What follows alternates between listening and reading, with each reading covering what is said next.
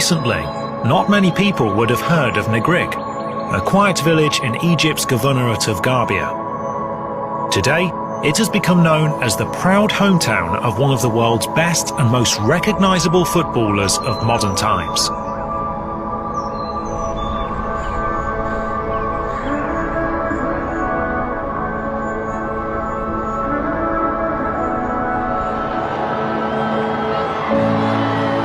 That is known as Mohamed Salah. He is more than just a footballer. He is a cultural phenomenon on and off the pitch, arguably the greatest and most important Arab athlete of all time. From billboards to magazine covers and television commercials, in pop songs and fan paintings, at red carpets and award ceremonies. The world just can't get enough of Mo.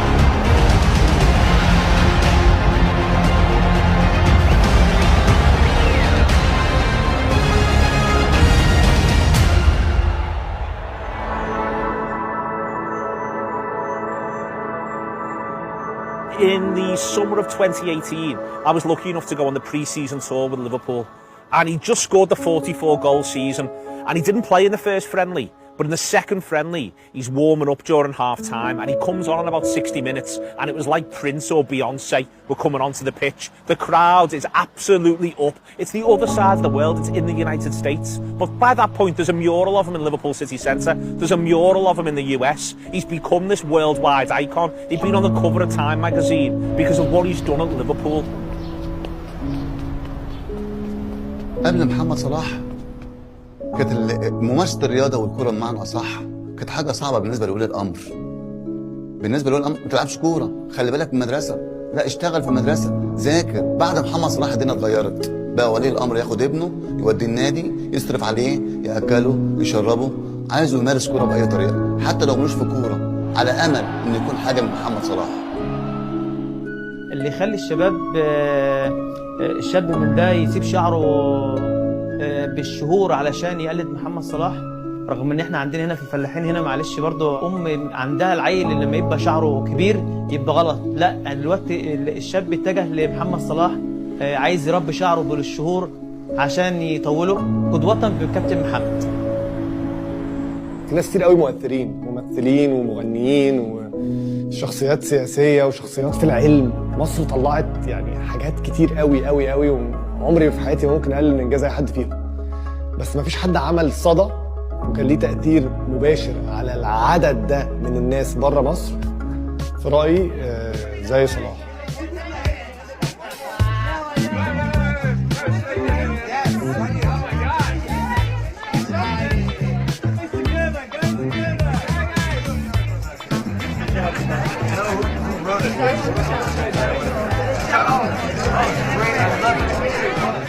Salah's impact in the world is really interesting, and that it's not one that you can say is limited to a certain place or a certain city or a certain football club, but it's one that I think just transcends geographical boundaries. And when you have someone like that that's such an incredible figure who is able to have an impact literally doing his job and playing football, that's a really special thing.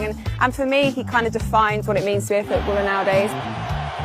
بالنسبة لتأثير صلاح على المجالات التانية السينما أو الأغاني أو أي حاجة ملهاش دعوة بالكورة، فما أعتقدش إن في تأثير زي ده حصل في تاريخ مصر بالحجم ده. What I didn't understand at the time is just like how broad and intense his influence and popularity is in that part of the world. Like people, I've spoken to Arab-speaking people since then, and they've like tried to explain to me. They're like, no, you don't understand, Mark. Like this guy is like Michael Jordan and Messi and Tiger Woods, like all at the same time.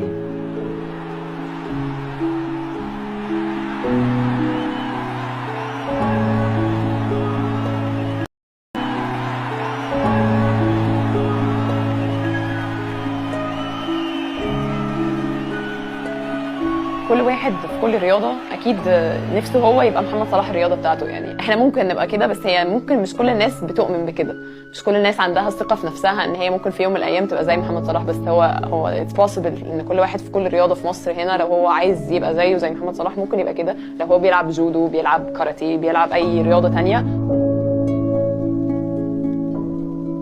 الجيرني ممكن اقول بدات ساعتها لما انا قررت ان انا مش هلعب في الوزن بتاعي اللي انا اصلا يعني مصنفه فيه رقم 3 على العالم، وبلعب فيه انا يعتبر من اجمد الناس في الميزان، وما كنتش بخسر من اي حد يعني غير لو يعني الاولى او رانك نمبر 1 او رانك نمبر 2. ده كان قرار اصلا صعب قوي، فان انا هبدا من الصفر وهبدا يعني اخد رانكينج بوينتس من الصفر، ده اللي خلى الموضوع يعني خلى الجيرني كلها بالنسبه لي صعبه. بعد ما كسبت في ريو برونز ميدال لقينا محمد صلاح عامل لنا تويت على تويتر ان مبروك كده ملاك برونز، وساره سمير برونز برضه.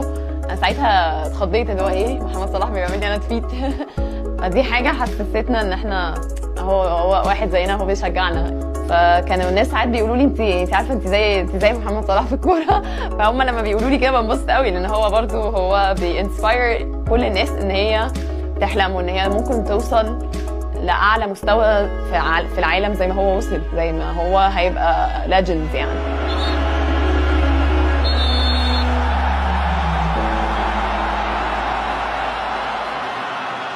I've been a football fan for a long time. I went to the 2014 World Cup in Brazil, and I was at the 2018 World Cup in Russia. And, you know, my wife's Brazilian, so I followed the Brazilian players, the Brazilian team. I had heard of Mo Salah, but I didn't really know much about him.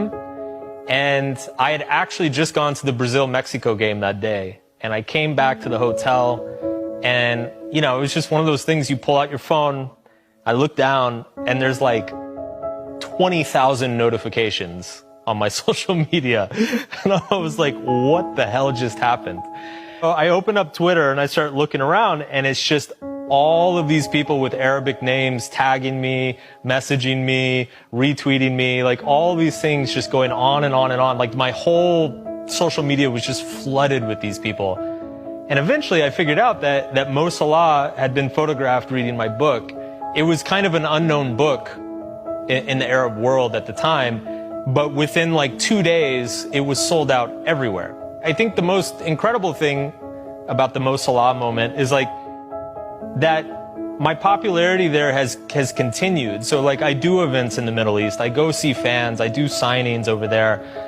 My book sales are great there. I hear from Middle Eastern readers like all the time. And so it's actually lasted for about 3 years now, which is just, it's incredible.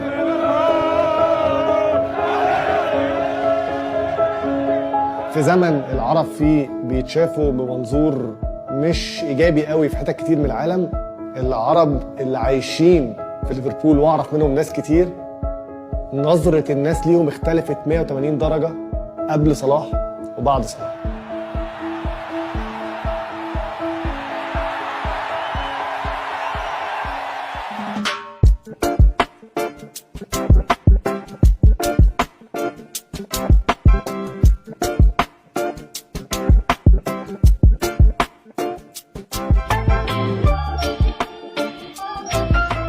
Definitely no secret to me the significance of painting someone like Mo Salah on the building in Times Square in New York City.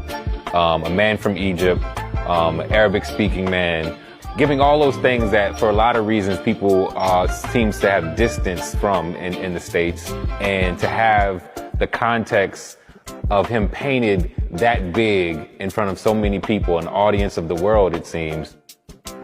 So I knew the placement of this mural in terms of the dynamic between the audience, and that the audience would be on the ground for the most part, and he's towering above 15 stories high. And so I wanted them to have this connection to audience by looking down on them.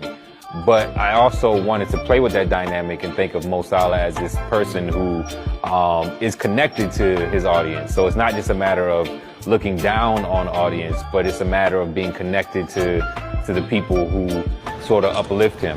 And so that was important for me, that gaze and that downward motion of looking down. Clearly Mo Salah is a huge athlete, and he has worldwide support and fans from all over. And so after doing that project, it definitely connected me to more individuals, people who were introduced to my art. And so I'm grateful for that, you know, that doing that portrait of Mo Salah helped other people see some of the work that I've been doing for a long time.